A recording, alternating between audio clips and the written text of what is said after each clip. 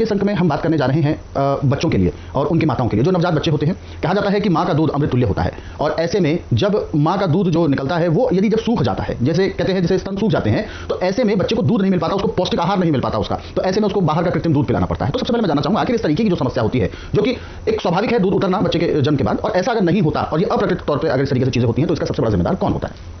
देखिए, जब औरत बच्चा पैदा करती है तो ऑटोमेटिक छाती में दूध आता है, बिल्कुल ये स्वाभाविक है।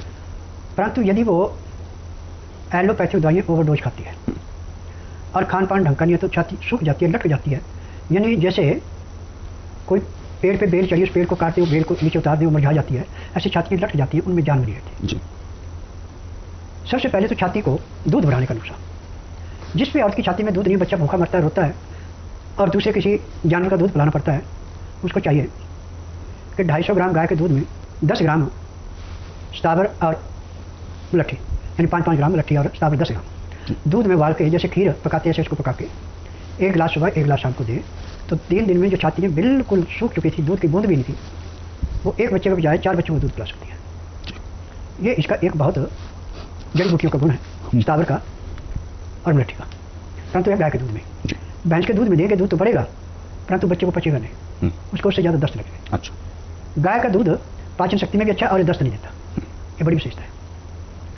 परंतु बच्चा जब बड़ा हो जाता है और औरत की छाती का दूध सूखने लगता है या सूख जाता है, जब बच्चा दूध नहीं पीता, तो कई औरतों की छाती बिल्कुल पिलपिली और बिल्कुल लटक जाती हैं, यानी एक दम जैसे मर्द की छाती होती है ऐसी छाती बन जाती है उसकी। और छाती जिस औरत की नहीं होती है उसके चेहरे पे रौनक भी नहीं होती है। तो छाती को मजबूत करने के लिए इसमें भी उपचार है कि गाय के दूध में सौंठ उबाल करके इसको पीना शुरू करें, और गाय के घी की मालिश छातियों पे सुबह शाम कम से कम 15-15, 20-20 मिनट अच्छी तरह थोड़ा जोर लगा के करें, तो 15-20 दिन में जो छाती बिल्कुल पिलपिली लटकी हुई थी, वो छाती फिर जैसे कुंवारी लड़की हुई छाती होती ऐसे छाती आ जाती है। परंतु इसमें 2 चीज़ों का खास ध्यान रखना कि जो आपने बॉडी लगानी है वो भी ज़्यादा कस के नहीं लगानी, थोड़ी ढीली लगानी है। जैसे कस के बॉडी लगाते हैं तो इसमें जो खून का सर्कुलेशन कम हो जाता है, छातियाँ नीचे तभी लटकेंगी, छाती तभी ढीली पड़ेगी जब वो छाती के अंदर खून का दौरा कम होगा।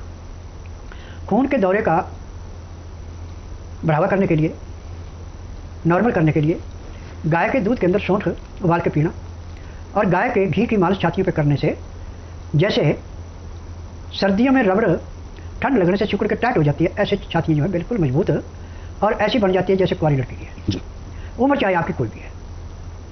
और छाती जिस औरत की नहीं होती है वो सिर्फ मुंह से लगती है कि औरत शरीर से वो मर्द लगती है, बिल्कुल। और छाती औरत का भूषण भी है। जितनी छाती किसी औरत की अच्छी होगी उतनी उसकी खूबसूरती ज़्यादा होगी, जिसकी छाती जितनी हल्की होगी उतनी उसकी चेहरे पे रौनक भी कम होती है।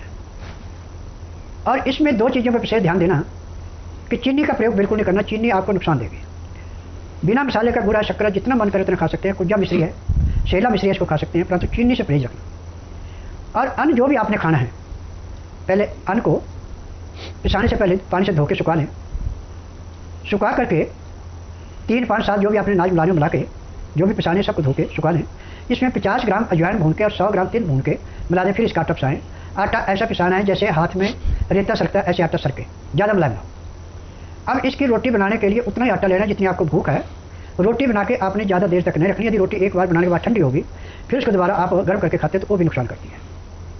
क्योंकि आजकल नाज के अंदर यूरिया खाद इतनी ज़्यादा है कि साग है, सब्जी है, फल है, फूल है, नाज है, सबका बेकार करके रखती है।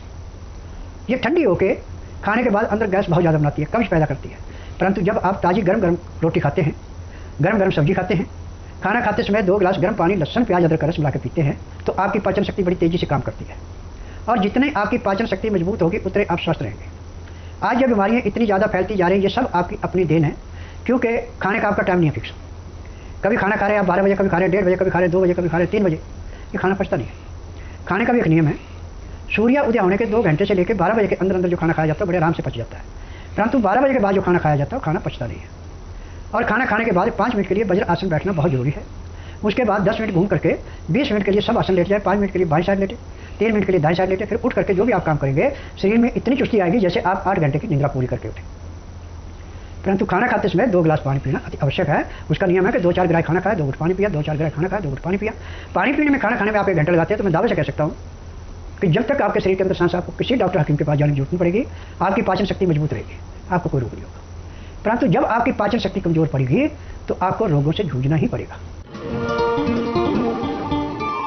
हाँ, मेरा नाम विद्युत्मा पांडे है और मैं